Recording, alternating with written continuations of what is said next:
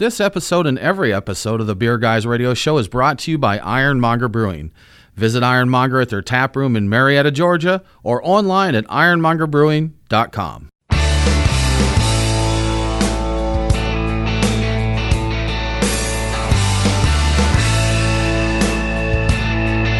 Open up a tab, grab a seat, and pour a pint. It's time for the Beer Guys Radio Show. You want free beer? Go to the brewery. Dedicated to the art, science, and enjoyment of craft beer. Yeah, what's wrong with the beer we got? Now, here are your hosts, Tim Dennis and Brian Hewitt. And welcome to the Beer Guys Radio Show. We're broadcasting from the Beer Guys Radio Studios in Marietta, Georgia. And this week we're talking with one of Georgia's newest breweries. We have Schoolhouse Brewing here with us. I'm Tim Dennis, and with me as always is my good friend and co-host, Brian Hewitt. Hey, Tim. So joining us today, we have Thomas Monti and Justin Waller, the co-owners of Schoolhouse Brewing. Thomas is also the head brewer, and Justin is the assistant brewer, as I understand it. And we're going to talk about their journey from being a retail shop to being a brewery. We'll talk about sack lunches, experiments, and what it means to be an open source brewery. Guys, thanks for joining us. I really appreciate it. Thanks, man. We appreciate it. And we shouldn't miss this. You know, it doesn't happen often, so we forget to mention it, but we got Becky Smalls here with us, too. Yes, they let me sneak back into the studio. Welcome, Becky. How you doing today? I'm doing good. How are you guys? Good. So, Thomas, Justin, we just got into one of your beers here. We got into the Saison. So, you want to give us kind of the short version of this beer? Oh, yeah. It's simple Saison. It's C2C, Omega yeast. That big shout out to Lance in Chicago at Omega. It's got a little bread on it, so it's going to be a little bit of a horse blanket on the back end, but some nice citrus notes on the hops. Cool. Good stuff, man. Awesome. Brian, how was your week, man? What did you get into? Wow, I got into a number of things. So, I was still inspired by the Stouts of Summer show. So while I was at home, I wound up drinking things like Cherry Street Barrel-Aged Plaid or Against the Plaid or something. It was a Scotch ale, I believe, a barrel-aged Scotch ale. And one of those Boulevard Brewing Company beers from it was a barrel-aged quad from 2015. Okay. So that was quite nice. I was drinking drinking a decent cellar of old Boulevard beers. I really do, and I realized that now that we've had them on, there wasn't going to be a better time to really drink them other than any time, and I didn't want them to be lonely because Steven said they were lonely. He said you're lonely. Yeah. Drink them. Don't put them in there. And so we also ran out and checked out the new Scepter Brewing, Tim, and I went through the entire Brewing Arts. Brewing Arts, name yes. of the place there. Yeah. Excuse me, and I drank through the entire list, and the food was really good too. It was really good. What are you looking? You can do it. I believe in you. I don't know. I've spit it out. Little appetizer size, small bite things. Yes. So Scepter Brewing Arts is a new brew pub. It's going to be opening soon in Decatur, Georgia, the Oakhurst neighborhood there. Cool little neighborhood, very craft beery area of town, but really good. The brewer there came from Orpheus Brewing, which is another really popular brewery that we had Jason Pellet on the Stout show. We did, yeah. From Orpheus. But I think full circle, Tim. I think Scepter is going to be a winner, man. I really enjoyed the beer and the food there. Some tasty stuff. Cool spot. We went up to a place we don't hit a lot, Good Word Brewing. Oh, yeah. We had the mega flight there. Just open all the taps and put them out there for us. Yes. So really nice brew pub. And popped over to Slow Pour Brewing up in Lawrenceville, Georgia. They had something called the Simple Southernality Festival. And it was just pouring rain that day. Oh, yeah. Just crazy. But very well covered there. They had a nice crowd, lots of music, beer, food. Good time there. So that was a lot of fun. Yeah, a couple of bands too, like 3 bands and signing event and all that sort. It was meets and greets and the entire artwork. Brewery had been converted into an event space. I'm amazed at how much of an event they had going on there. I didn't realize how much space they had to host something like that, because if you just go into the basic tasting room of that, you'd never realize they really had that much space there. Thomas, Justin, anything super exciting? You guys are probably stuck at the brewery pretty much all the time right now, right? That's really not a bad thing in the Not life. a bad. Yeah, there's worse not a places bad- to be stuck. Not a bad job. God, I love every minute of it. Okay. Yeah, we've got a bunch of new stuff. We put out stuff all the time, especially right now. So this weekend we're throwing out the Sangria on Sour. It's a Sangria Berliner Weiss, something I've never seen. I've seen a lot of fruited, but we're going for almost a cocktail in a glass. It's delicious. I like it. I'm not afraid of it. You ain't scared. Right? It's a plus to not be afraid of it. I like it, but I'm also terrified of it. I don't know if you know me or not. I'm not afraid of many things in this world. Right.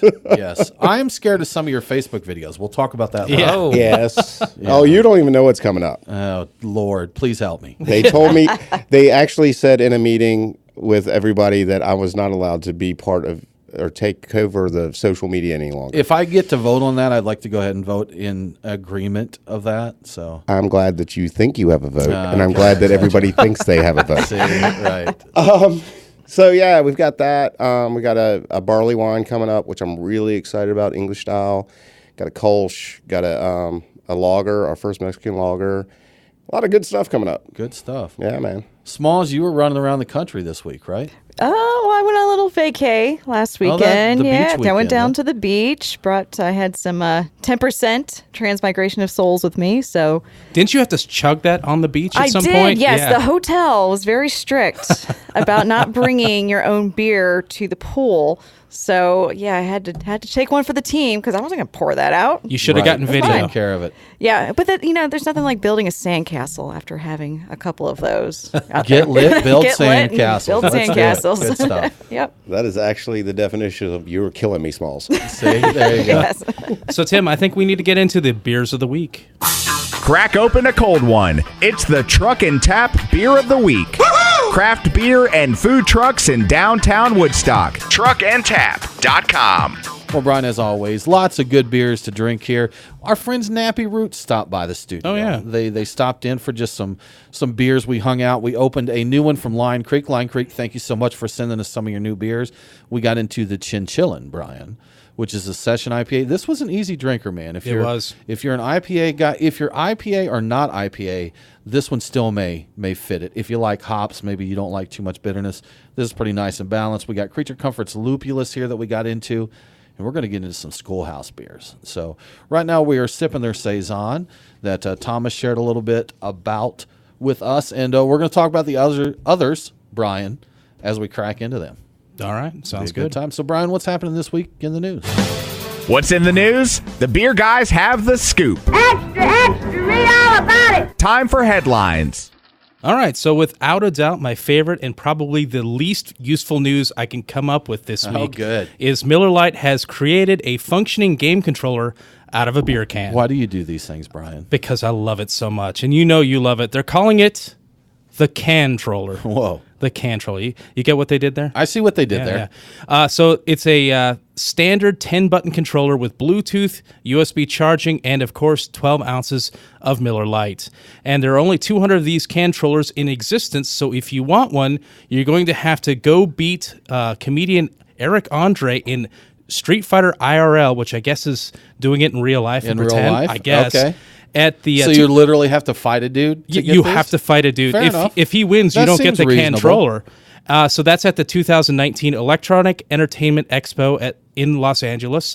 So it's not clear if corn syrup in the beer actually helps with the quality of the Bluetooth signal, or if the buttons, Yes. or if the buttons turn blue when it's at optimal drinking temperature. I'm not sure about either of those. They should be. They if really they're not. should. Yes. So cue the sad trombones. Experts say that the latest trend of wellness beers are BS. Oh, really? Oh, yes. Or so says an article from the New York Post. In it, they mention Sierra Nevada's Sufferfest, which boasts of having a lot of electrolyte replenishing sodium as a sports drink, and 26.2 beer from Boston Beer Company, which contains Himalayan sea salt, which I guess is a good thing. I actually didn't realize that. So the doctors they consulted said that alcohol is dehydrating, so it's basically the opposite of what you're looking for out of a recovery drink, adding that you'd have to do some really, really intense exercise, like more than 2 hours, to really even need electrolytes to begin with. So most people taking them don't even need the electrolytes.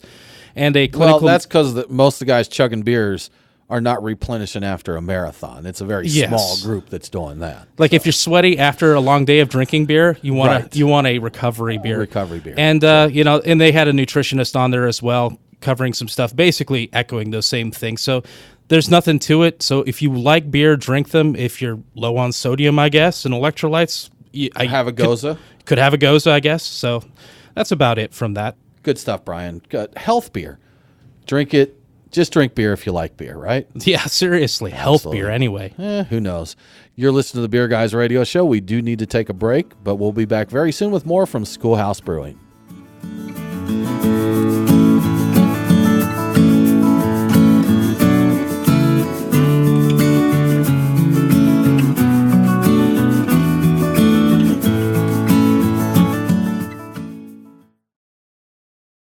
We are Reformation Brewery, celebrating the reformer in you.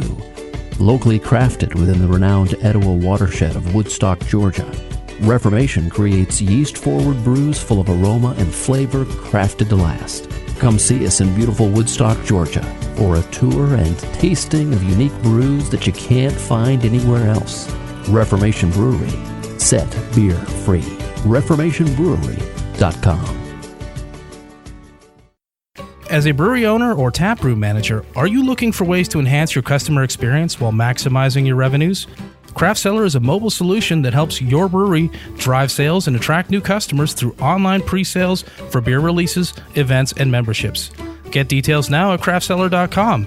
Mention Beer Guys Radio after sign up and extend your free trial to a full 30 days. Remember craftcellar.com, craftcellr.com.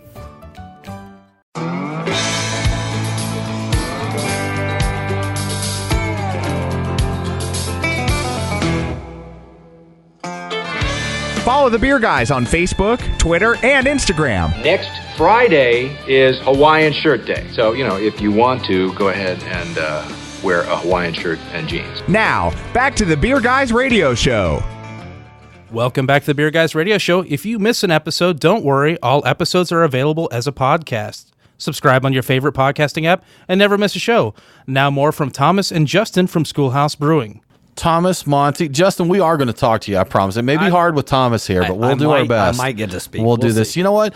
Justin, I think we're getting ready to open another beer. Can you tell us what we're about to get into here? Yeah, actually, we're going to open an amber here, which Thomas absolutely adores. Okay, good. That is not true at all. Oh, okay. This is not one of Thomas's favorite beers. We've gotten a lot of good feedback on this beer, but it's one of those styles that people say, "Oh, this beer's great. You guys, this is fantastic." But they don't really sell because nobody buys ambers. Ambers, no. We talked about that a few weeks ago, didn't we? Yes, with we somebody. did. Who was it that was mentioning that you just don't see Red L's ambers anymore? Where brew pubs in the 90s, that was a staple. Yes. You had to have those on the Yes. menu. I know we were talking about Yingling and Fat Yeah, Tire and I how don't they remember. all conquered the country at different points in time and then took over territory from each other. But Right. yeah, you don't see them very often at all. Well, and a bad amber is just bad. I mean, it's one of those beers that's so polarizing. I think if they're done right, they're good. If they're done poorly, they show really well. Now, Thomas, were we going to drink this beer or just talk about it? No, we're going to drink it. Okay, I was just wondering there. So how often you mentioned that? Oh, all That over was- the mic. There you go. It's good. That's why we put the foam. They Yeah. think that they're windscreens, but it's beer absorbers. I did not mean to do that. I apologize. That's okay. We'll make it through it. Yeah. So how often do you guys, like you mentioned Thomas doesn't care for this beer. Do you like this beer, Justin? Well, I do. I don't know. I don't know too many beers I dislike. So Okay.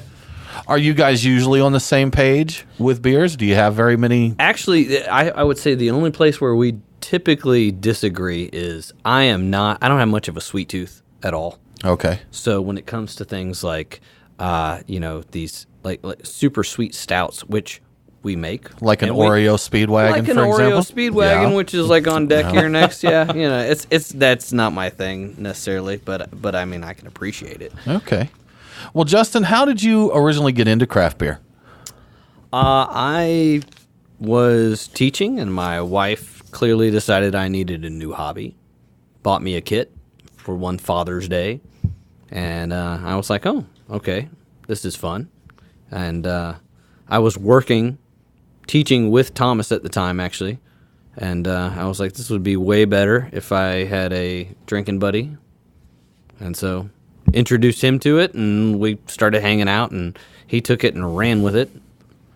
Did you start? Were you into craft beer before you got brewing, or did you go straight into home brewing? No, most definitely. Okay, because I know some people, they don't really care. They start home brewing because they kind of want to brew beer, and they're just into the brewing they get into beer because of brewing rather than being interested in brewing because of being into beer. No. Years before that, like my goal had been to like try every single craft beer I could possibly find. And at that time, it was really more just, mass-produced stuff. So it was not quite like the insanity that like bottle shares are now. It was had good times. Oh yeah. Now you can't keep up. So Thomas, was that your introduction to craft beer, or were you like Justin? Were you already running around drinking up as much of it as you could find? Yeah, I mean, I'm a little older than most folks. Most everybody. Yeah, I'm 45. I'll be honest. And I will throw this out there to make you feel a little better, Thomas. You're not the oldest guy in the room. Oh, that is awesome. Yeah, you're welcome. You're Becky, how old are you? Yeah.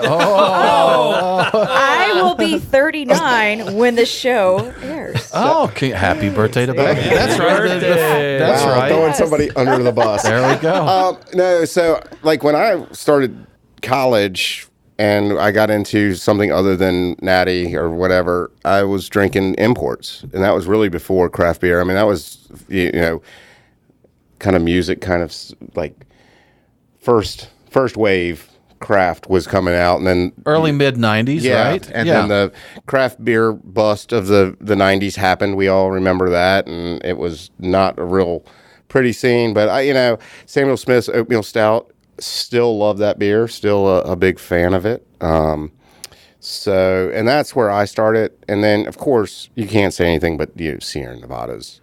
It's pale ale. Yeah. I mean, it's the gateway. Are you from Atlanta? Have you always been in this area? Okay. No. I grew up on the Outer Banks of North Carolina. Okay. So I grew up on a small island. Gotcha. That's a little bit of Georgia beer. This is just for our Atlanta listeners here, but someone posted the other day a beer magazine from 1996 talking about the Atlanta Beer Garden, which was a really cool brew pub down in Buckhead when Buckhead was cool before it got, I forget who was the guy that stabbed somebody there that kind of shut Buckhead down. Oh, yeah. After the Super Bowl 2000, I think. Yeah. Famous athlete, right? Yes. I can't remember who I forget that was. the name, Yeah. but yeah, it was one that came and went, but back in the day I listened, there was a radio station in Atlanta called 99X. Yes. That played alternative rock, and on Sundays they had what they called Resurrection Sunday. So we'd sit on the patio at Atlanta Beer Garden and listen to Resurrection Sunday. Is that the place that became the Irish pub for a while and then became, I don't know, leveled by... Did it become Fido? I think Fido was next to it, wasn't it? Oh, was it next because to it was like Atlanta Beer Garden, Fido, and John Harvard's. And that's about the time I came to Atlanta, is right in the early 2000s. So, I remember the beer garden. Good stuff. So there, for our listeners outside of Atlanta, there's a little Atlanta beer history. There you go. For you there. None of that stuff even exists anymore. No, it doesn't, man. Wiped out. Sure was. Absolutely. So speaking of teaching, guys, both you guys came from a teaching background, which, of course, Schoolhouse Brewing, teaches that. Thomas, you taught at a local university some beer classes for a while, correct? Well, actually, I was an adjunct professor at Kennesaw State in the education department before I was a professor in the culinary and sustainability, where I taught brewing classes. Okay. I actually taught education classes before I was teaching brewing classes. And yes, but I did teach brewing at Kennesaw State. And do you still teach courses there? No, they actually got rid of the program, or got rid of the classes. Okay. That doesn't say much for your teaching, Tom. They got rid of the professor. Yeah. See? Cleaning the house. Nobody could follow me. That's how I have to look at it. Keep up. Nobody can when they cut the entire program. Exactly. We'll never do that again. Lessons learned. But yeah, it was Kennesaw is a forward-thinking school, and they saw what they were doing. It didn't fit where they were heading. So, sure. I mean, they're trying to become a research university. That's what I thought. Being a liberal arts program of that liberal, it wasn't a good fit for the mission and vision of Kennesaw.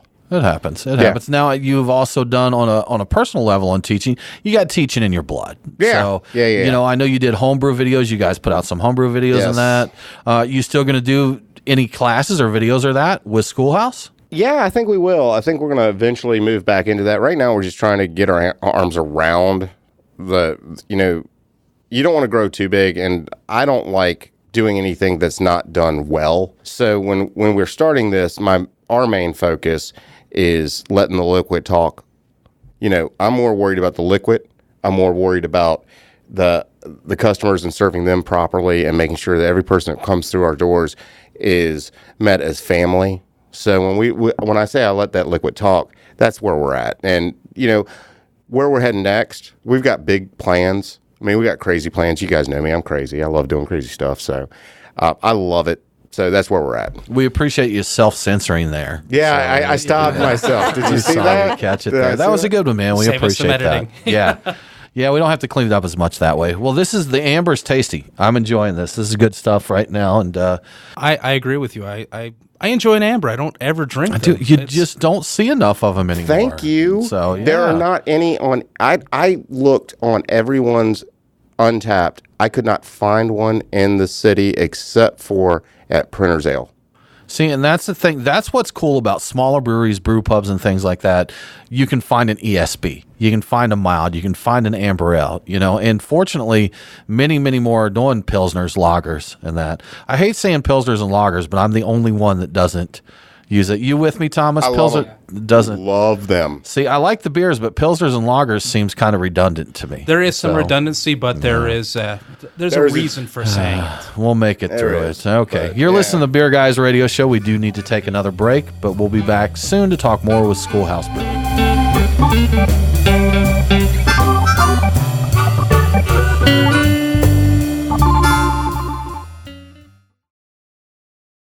Is your brewery or restaurant flooring all jacked up? Your foundation needs to be protected from heat, chemicals, and other contaminants. At the same time, you want to make sure it's slip resistant and you can clean up your messes with soap and water. You know who to call? ResTech. We've been manufacturing poured-in-place flooring since 2002, and we've got solutions to fit any facility's needs. Go on and visit our website at ResTech.net. That's RES-TEK.net.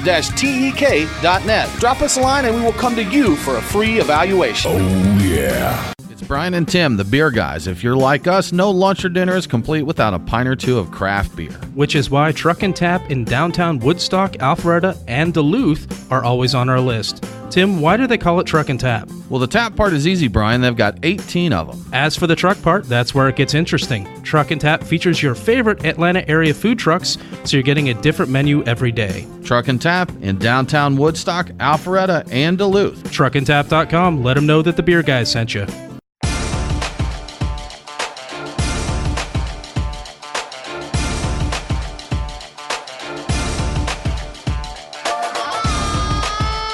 Follow the Beer Guys on Facebook, Twitter, and Instagram. Boy, that escalated quickly. I mean, that really got out of hand fast. Now, back to the Beer Guys Radio Show.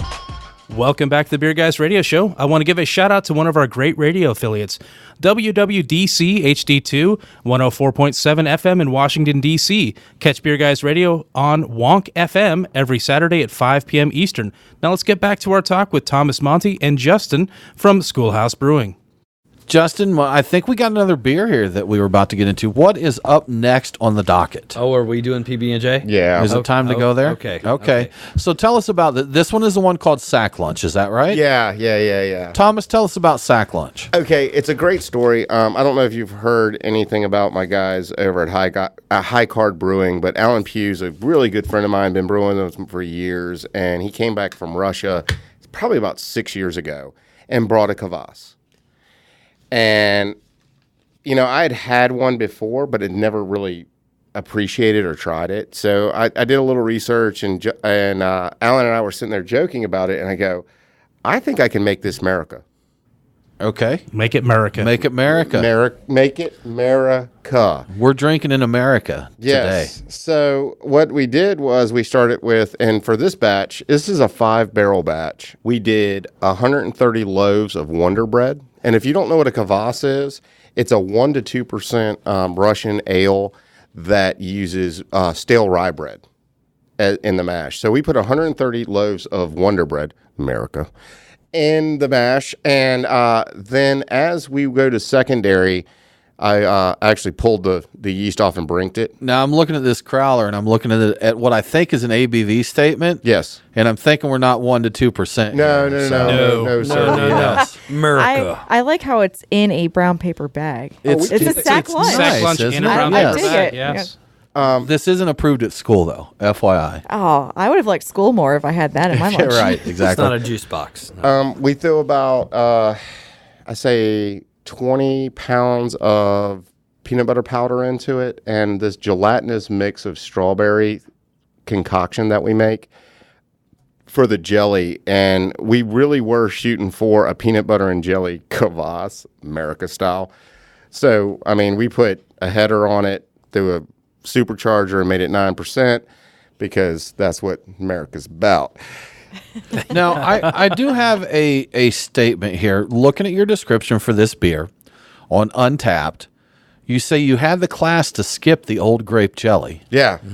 Why do you got to hate on grape jelly? Peanut butter and grape jelly. You want to talk America.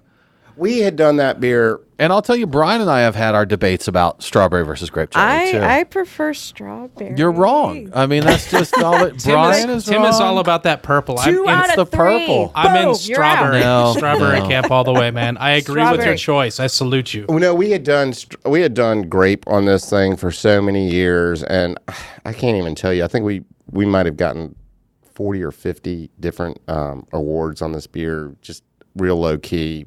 Threw it out there. Really wanted to get some ideas on it. It's super sweet. It's a pain in the butt to brew.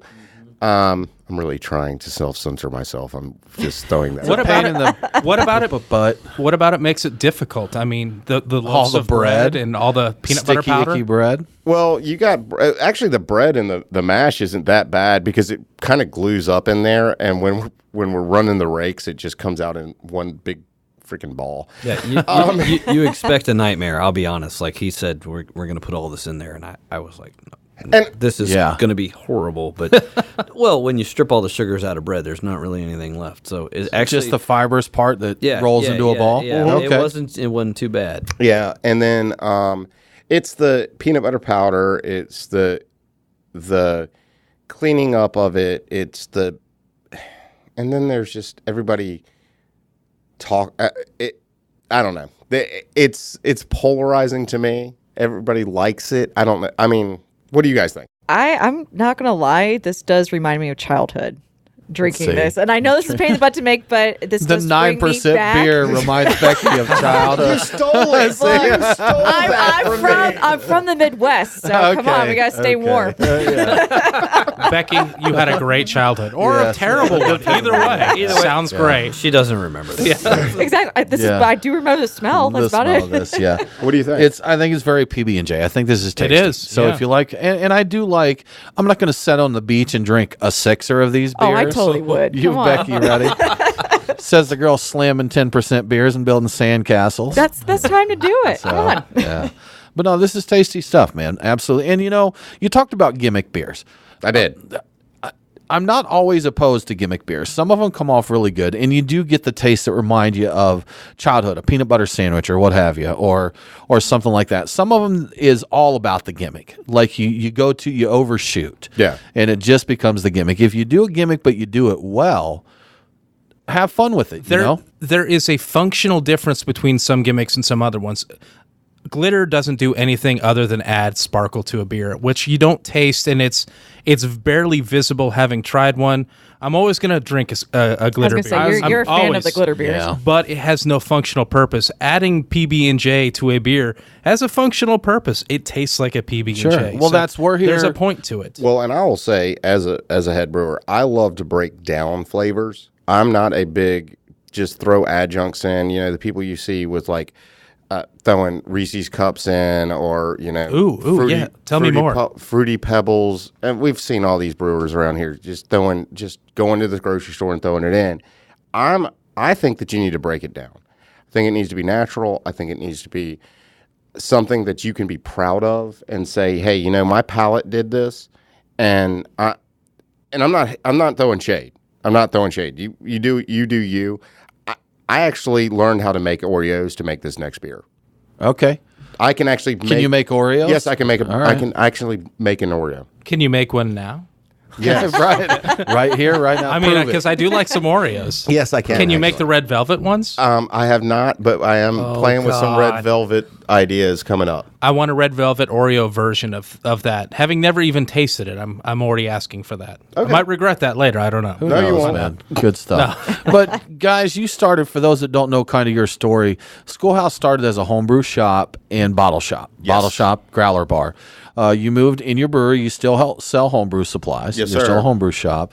And homebrewing you had, I believe, the MASH Club. Yeah, Is that correct? Marietta Association of Schoolhouse Homebrewers. There you go. Now, are you still doing the MASH meetings and that? Because for those that aren't aware, Georgia, we had a little trouble with some of our homebrew clubs meeting, but it kind of changed the dynamic of what you can do, right? Yeah, we're working on that. We've got some really good representatives that have read the law and said, this is kind of dated. Let's be honest. And the only reason that the law is what it is, it was written in the 70s. So no one's ever taken a look at it. Now that craft beer is blowing up and breweries want to support their local home brewers, which they should, don't laugh at them. Don't look at them weird. Home brewers are brewers too. We're all brewers. So yeah, I really respect what we're going to see. I think about a year or two, we'll see those laws change. For those not familiar with the laws in Georgia, Georgia's homebrew laws say you cannot hold any kind of a homebrew meeting, function, tasting competition at anybody that holds another license in any of the tiers. You just can't bring any of the alcohol in. Okay. Like you could have a meeting, you just can't bring any of the homebrew in, which kind of ruins a homebrew meeting there. But we did, talking about trying to change the law, I met with a group to kind of brainstorm. Brian, were you there for the meeting about the homebrew laws? Was that the one at Five Seasons? Yeah, but Nancy Palmer was there. We had an attorney with us and that to talk about that and kind of evaluate what was going to try and improve the laws, because if you talk to these brewers out there, you or anybody else, brewers support homebrewers. Yeah. I mean, that's where the roots are from, and they'd be more than happy to have, a homebrew competition or something along those lines. And that's on-the-job training, or not on-the-job training. That is before the job training for staff that you may need later as you grow your brewery, these homebrewers. Yeah, I need a homebrewer right now on my staff. Guarantee it, right? But speaking of homebrewing, we're going to get into this in the next segment. We're just about out of time here. But homebrewing, this ties into how you guys are an open source brewery. That's right. So we're going to talk about that in just a minute. You're listening to the Beer Guys Radio Show. We do need to take a break, but we'll be back with more from Schoolhouse Brewing right after this.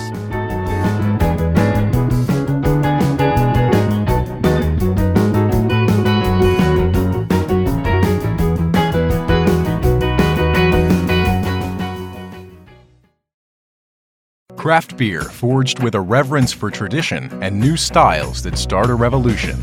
Ironmonger Brewing. The brewers at Ironmonger Brewing pride themselves at being masters of barrel-aged, hoppy, and sour beers. They invite you to their tap room in Marietta, Georgia to taste and see. Also visit their barrel room for an intimate drinking experience with great live entertainment. Keep up to date on all things Ironmonger by liking them on Facebook. Ironmonger Brewing, establishing a new standard in craft beer. Have you ever thought about owning your own brewery but don't know what it takes to get one built? We're Storytime Construction, and we build breweries. We're Georgia's most experienced and hands-on contractors when it comes to building new breweries and tap rooms, or expanding existing breweries. We offer full build-outs, remodeling, and additions, as well as consulting and construction management. Give us a call at 770-733-4343. Storytime Construction. We build breweries.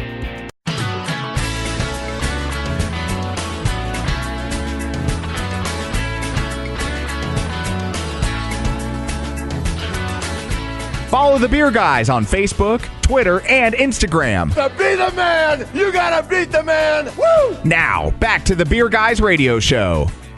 Welcome back to the Beer Guys Radio Show. If you enjoy the show, please consider supporting us on Patreon. Just go to patreon.com/beerguys. Patrons can get some cool perks like Beer Guys swag, commercial-free episodes, and now we're doing a bunch of interesting mini episodes. We have revamped our Patreon page, Brian. We've got new perks out there, so check us out. Patreon.com/beerguys. Indeed. So let's get back to Schoolhouse Brewing and see what they're up to. Thomas, Justin, guys, you've got another beer queued for us there, and we're looking forward to it. We enjoyed some PB&J sack lunch there, even though you used the wrong jelly in it, but that's okay. We'll let that pass. We'll let that pass. Justin, we're going to talk open source brewing, but what beer are we about to get into here? We're about to hit our Oreo Speedwagon. Oreo Speed. I'm going to take that on the run. It's part of our music department series. Yes. Yeah, and for the record, no Oreos were harmed in the making of this Okay. beer. All right. Not like the Wonder Bread. There wasn't 130 bags of Oreos. No. Oh, good Lord. That'd be such an expensive beer. It wouldn't, though. How much is this crowler? $97. I know a brewery in Florida that prices are like that. So almost that high. Close. Nearly. Well, guys, one thing we wanted to talk, because you're unique, there's a couple breweries that do this, but we mentioned before we went to break the open source brewing. Yes. And we know that Modern Times in California does it. And we think there's a brewery in Asheville, North Carolina. Is that correct? Or they were looking to do it. They were considering. Yeah. Okay. But what is open source brewing? Well, it's just like open source software or open source Teslas or open source anything else.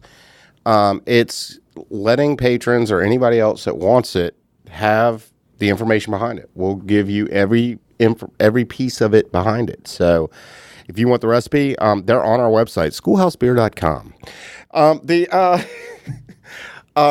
Every recipe that we brew, we're actually going to throw it up on there, and we've scaled it down to 5. We even give you the adjuncts. And it's a homage to when we were brewing, when we were a home brew shop, and we still are a home brew shop. Please know that.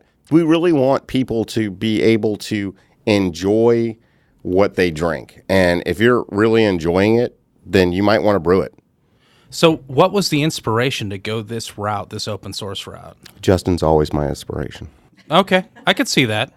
I'm inspired already. I'm just looking How's at the him. song go? I think that's an REO Speedwagon song. You're isn't the it? inspiration. In my life, you're the...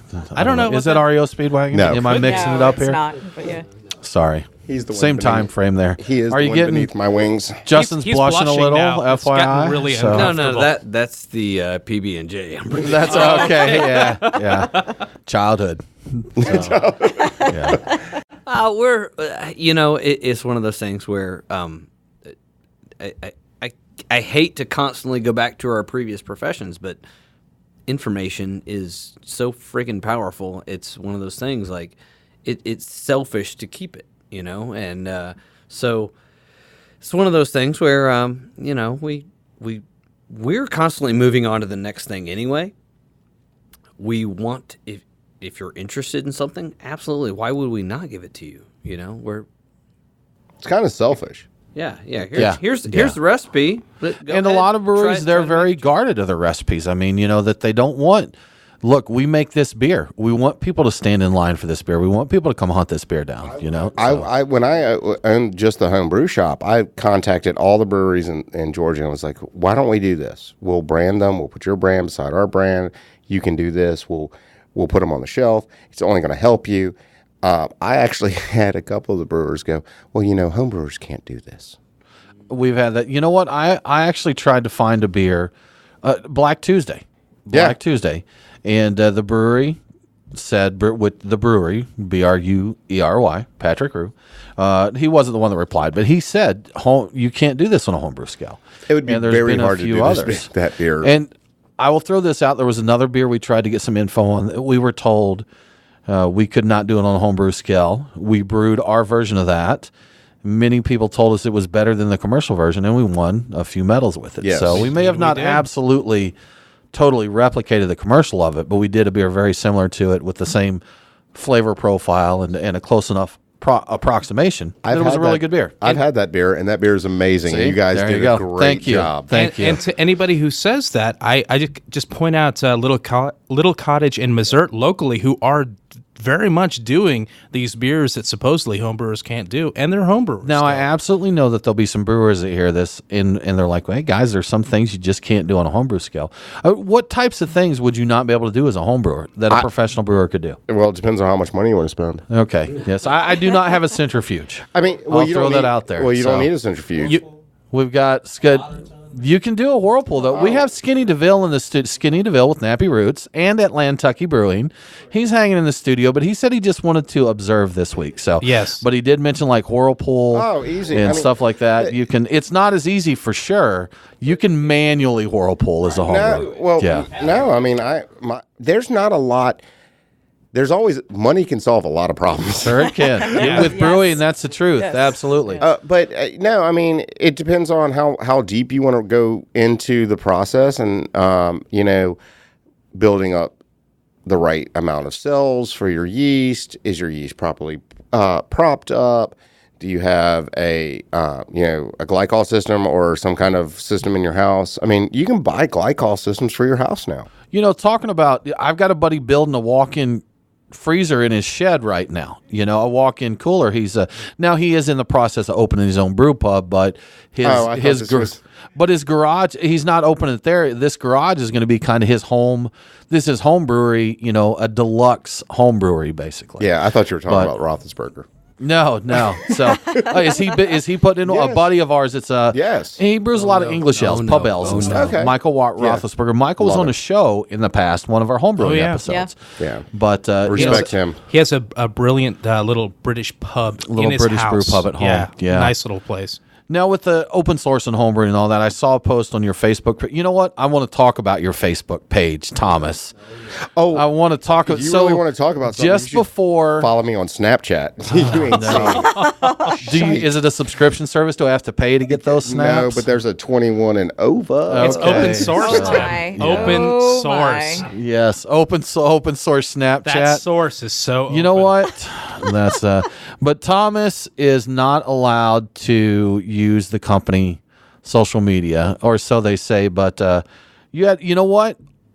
What we're talking about is Thomas posted a video just before his grand opening of him getting a nice shower, getting all cleaned up for the day, and shaving. Yes, and much. But we've got to complain about that. You didn't have a shower beer.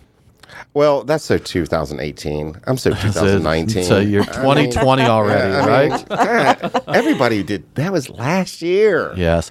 Is the shower series going to be another series from Schoolhouse? Yes, it might be. And we set trends. We don't follow them. Just want to let you know that. That's a joke. No, it's not.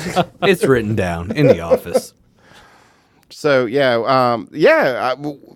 I've got a lot of ideas, and every time they change the password for our social media, I'm just going to keep breaking it. I'm going to. So if you see me on there doing something crazy, it's probably because Christiane and Justin could not encrypt it well enough. So I don't even know where to go with that. So I'm going to change the subject entirely because I know you're always rotating what you brew and brewing new things. I've had a couple of requests.